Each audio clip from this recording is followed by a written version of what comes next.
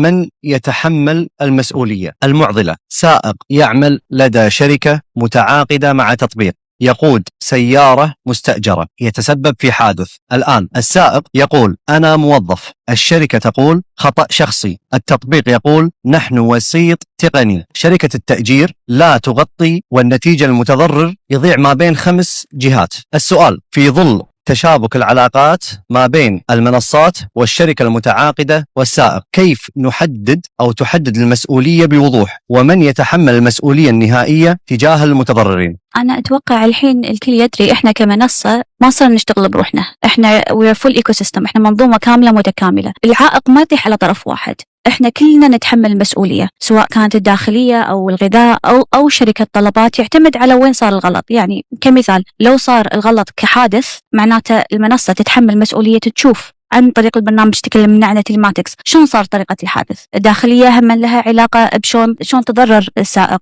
الشركة اللي هي معينة شركات التوصيل الاستهلاكي هم هي مسؤولة عن هذا السائق. فأنا أعتقد at the end of the day إحنا كلنا مسؤولين حق أي خطأ يصير، خاصة إذا كان بالمرور أو بالشارع. وهذه النقطة الثانية اللي ذكرها بخصوص التأمين، إحنا نوفر تأمين صحي لسائقين الدراجات للحياة وللحوادث هم للحفاظ على صحتهم على كثر ما إحنا نقدر.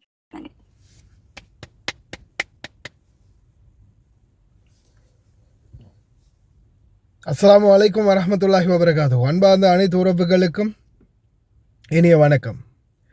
இதில் உண்மையிலேயே டிரைவர்களுக்கு ஒரு கம்ஃபர்டபுளான ஒரு நிம்மதியான நிலைமை உருவாகிதுக்குன்னு சொல்லலாம். ஒன்று, அந்த காசு கொடுக்காதது. இப்போ ஹையர் போகும்போது இந்த சில கேப் புக் பண்ணுவாங்க இல்லையா, கரீமில், அடுத்தது வேறு என்னது உபர், இந்த மாதிரி இருக்கு இல்லையா, இதில் புக் பண்ணுவாங்க அல்லது டாக்ஸிகளில் போவாங்க, கடைசியில் காசு கொடுக்க மாட்டாங்க. அதே மாதிரி இந்த சாப்பாடு ஆர்டர் பண்ணிவிட்டு சாப்பாடு எடுத்துகிட்டு காசு கொடுக்கறதில்ல. அதே மாதிரி ரொம்ப டிஃபிகல்ட்டான ஏரியாவில் வந்து சாப்பாடு ஆர்டர் பண்ணுறது, பாலைவனத்தில், காடுகளுக்குள்ளே, இந்த ஆள் நடமாட்டம் இல்லாத ஏரியாக்களில், ரொம்ப தூரத்தில், இந்த மாதிரி இடங்களில் வந்து சாப்பாடு ஆர்டர் பண்ணுறது, இது போன்ற எல்லா பிரச்சனைகள்லையும் தொழிலாளர்கள், குறிப்பாக வாகன சாரதிகளை பாதுகாக்கிறது, அது மட்டுமல்லாது எஜாருக்கு வண்டி கொடுக்கறதுல இருந்து எல்லாத்தையுமே கண்காணிக்கிறதன் மூலமாக இப்போ சாதாரணமாக ஒரு விபத்து நடந்தாலும், இப்போ எனக்கு ரீசெண்டாக இது வந்த ஒரு தகவல், ஒரு சகோதரர் அவர் வந்து கிட்டத்தட்ட ஒரு 5 வருஷத்துக்கு முன்னாடி ஒரு வாகனம் ஒன்று ஓட்டிகிட்டு போகும்போது ஒரு விபத்துக்குள்ளாக இருக்குது. அது வந்து எஜார் ரெண்ட் வாகனம் விபத்துக்குள்ளாக இருக்குது. அதுக்கப்புறமா அவர் போய் அவருடைய பத்தாக்காவை கொடுத்து முக்காலஃபா 20 தினார் தானே அந்த டைமில், இப்போ 50 தினார், முன்னாடி 20 தினாரை கொடுத்து முக்காலஃபா கட்டிட்டார். கட்டினதுக்கு அப்புறமா இவர் பேல பின்னால் போய் இடித்தது தானே, இவர் பேல முன்னாடி போன வண்டிக்கு வந்து இன்சூரன்ஸ் கிளைம் ஆகும். அந்த மாதிரி தான். அப்போ இவர் வந்து என்ன பண்ணுறாரு, இன்சூரன்ஸ் கிளைம் பண்ணுறதுக்காக ஆணைகள் தான் அப்படின்னு சொல்லி, நான் பிழை அப்படின்னு சொல்லி அவங்க சைன் வச்சு கொடுத்துருவாங்க. அதுக்கப்புறமா இன்சூரன்ஸில் வந்து கிளைம் பண்ணிக்குவாங்க முன்னாடி இருந்த வாகனம். இவருடைய வாகனத்தில் ஏதாவது கிரல்கள் உடைஞ்சது இருந்தால் இவங்க தனியாக இவங்க காசில் செலவு பண்ணணும். இந்த மாதிரி அந்த சகோதரர் வந்து எல்லாம் முடிஞ்சு கிட்டத்தட்ட 5 வருஷம். அதுக்கு பிறகு அவர் நாட்டுக்கு போய் திருப்பி வந்து புதிய கஃபில்ட்டு அக்காமாவும் அடிச்சிருக்கிறாரு.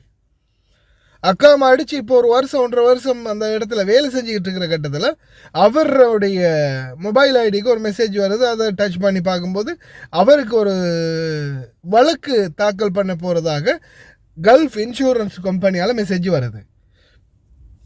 என்ன அப்படின்றத செக் பண்ணி பார்த்தா, நீங்கள் இத்தனாம் ஆண்டு இந்த டைமில் ஒரு வாகன விபத்துக்குள்ளாக இருக்குது, இந்த வாகன விபத்தில் எக்ஸ்ட்ரா பணம் வந்து இன்சூரன்ஸால் அந்த முன்னாடி இருந்த வாகனத்துக்கு கட்டியிருக்கிறதால நீங்கள் வந்து இன்சூரன்ஸுக்கு இவ்வளவு பணம் செலுத்தணும் அப்படின்ற மாதிரி நாங்கள் இந்த இதுக்கு எதிராக வழக்கு தாக்கல் பண்ணுவோம்.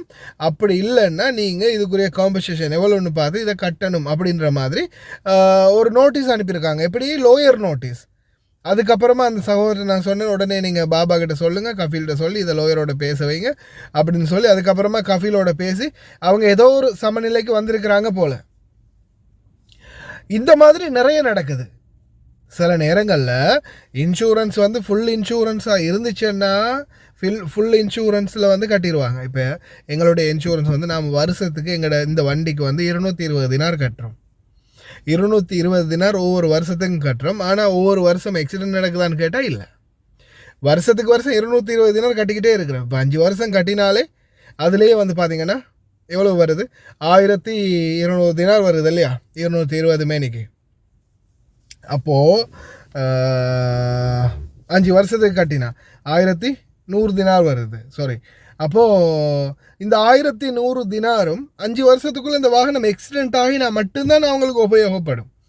அப்படி இல்லாமல் இந்த 5 வருஷத்துக்குள்ளே வாகனம் ஒரு எக்ஸிடென்ட் கூட ஆகலைன்னு வைங்க, அந்த பணம் அப்படியே இன்சூரன்ஸுக்கு தான் அந்த லாபம். அப்போது இந்த மாதிரியான நேரத்தில் சில நேரங்களில் தேர்ட் பார்ட்டி இன்சூரன்ஸ் இருக்குது தானே. இப்போ சாதாரணமாக நார்மல் இன்சூரன்ஸ், அந்த நார்மல் இன்சூரன்ஸில் பார்த்தீங்கன்னா இந்த மாதிரி எக்ஸிடென்ட் ஆகும்போது இவங்க கலத்தான் அப்படின்னு எழுதி கொடுத்தாலும் இந்த இன்சூரன்ஸ் கம்பெனியால் அவங்க வந்து ஃபண்ட் கேட்பாங்க, ரீஃபண்ட் கேட்பாங்க. அப்படி கேட்கும்போது என்ன ஆகும்னு பார்த்தீங்கன்னா இந்த இன்சூரன்ஸ் கம்பெனி வந்து டிரைவருக்கு எதிராக வழக்கு தாக்கல் பண்ணுறதுக்கு வாய்ப்பு இருக்குது. இந்த மாதிரி நடக்கிறது. அந்த பிரச்சனைகள்லேருந்து சாரதிகளை தப்பிக்க வைக்கிறது, விபத்து நடந்த இடத்தை சரியாக வியூகத்தோட கண்காணிக்கிறது, அதே மாதிரி அனைத்து இடங்களுக்கும் இவங்க எங்கே போனாலும் அதை வந்து உற்று நோக்கிறது, கண்காணிக்கிறது. இதை வந்து உள்துறை அமைச்சகம் தற்போது முன்னெடுத்து வராங்க. டிஜிட்டல் செயல்திறன் மூலமாக இப்போ அந்த அப்ளிகேஷன் மூலம் ட்ராக் பண்ணுற மாதிரியே டெலிவரி, தலபாத், அது மாதிரி கீட்டா, அது இதுன்னு இருக்கலையே அது, அதே மாதிரி டாக்ஸி சர்வீஸ் எல்லாத்தையுமே கண்காணிக்க போகிறோம் அப்படின்னு சொல்லியிருக்கிறாங்க. நல்ல விடயம். உண்மையிலேயே இது வந்து சட்டவிரோத செயல்பாடுகளுக்கு எதிரானது. அதே போல் உங்களுக்கு எதிராக அதாவது அநீதிகள் இழைக்கப்பட்டால் உடனடியாக தகுந்த சட்ட நடவடிக்கை எடுக்கிறதுக்கும் இது உதவியாக இருக்கும். அந்த வகையில் இது ஒரு நல்ல திட்டம்தான். பார்க்கலாம் எதிர்வரும் நாட்களில் இதில் இன்னும் எவ்வளோ பெனிஃபிட் கிடைக்குது, தொழிலாளர்கள் எவ்வளோ இதில் பயன்பெறாங்க அப்படின்றதையும் இன்ஷா அல்லாஹ் பொறுத்திருந்து பார்க்கலாம். من يتحمل المسؤولية؟ المعضلة. سائق يعمل لدى شركة متعاقدة مع تطبيق، يقود سيارة مستأجرة، يتسبب في حادث. الآن السائق يقول أنا موظف، الشركة تقول خطأ شخصي، التطبيق يقول نحن وسيط تقني، شركة التأجير لا تغطي، والنتيجة المتضرر يضيع ما بين 5 جهات. السؤال: في ظل تشابك العلاقات ما بين المنصات والشركة المتعاقدة والسائق، كيف نحدد أو تحدد المسؤولية بوضوح؟ ومن يتحمل المسؤولية النهائية تجاه المتضررين؟ أنا أتوقع الحين الكل يدري إحنا كمنصة ما صرنا نشتغل بروحنا، إحنا we're full ecosystem، إحنا منظومة كاملة متكاملة. العائق ما يطيح على طرف واحد، إحنا كلنا نتحمل المسؤولية، سواء كانت الداخلية أو الغذاء أو شركة طلبات، يعتمد على وين صار الغلط. يعني كمثال لو صار الغلط كحادث معناته المنصة تتحمل مسؤولية، تشوف عن طريق البرنامج تكلمنا عن تيلماتكس شلون صار طريقة الحادث. الداخلية هم لها علاقة بشون تضرر السائق.